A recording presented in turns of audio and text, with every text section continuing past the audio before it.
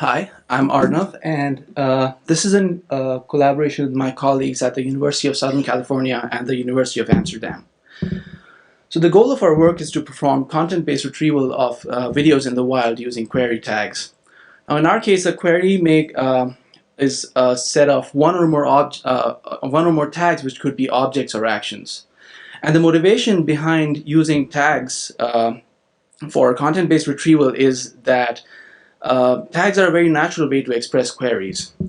Now, the challenge that we face here is how to relate the semantic content of the video with the query text, and this is called the semantic query gap.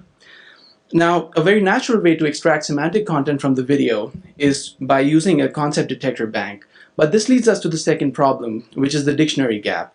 And it simply means that there will be tags for which there exists no corresponding concept in the detector bank, and a retrieval system would be expected to make use of semantically relevant detector responses to perform retrieval. Now, the way we address this problem is by embedding videos in a continuous word space. And here's how it goes. So we apply a concept detector bank to the video to extract a set of 15,000 concept detector responses. And for each concept, we find the corresponding 300-dimensional continuous word space vector and scale that vector with the corresponding detector response and sum them up to obtain a 300-dimensional continuous word space video representation. Now, to embed the query, it's a very straightforward process. For every query tag, we find the corresponding continuous word space vector, sum them up, and obtain a 300-dimensional continuous word space query representation. And now the query video similarity can be computed simply as a dot product in the continuous word space. And the advantage that it gives us is it helps bridge the semantic query gap because we now have a shared representation space for both videos and queries. Now also, our encoding ensures that when we take the dot product of the query with the video, it ends up aggregating the responses of semantically relevant detectors.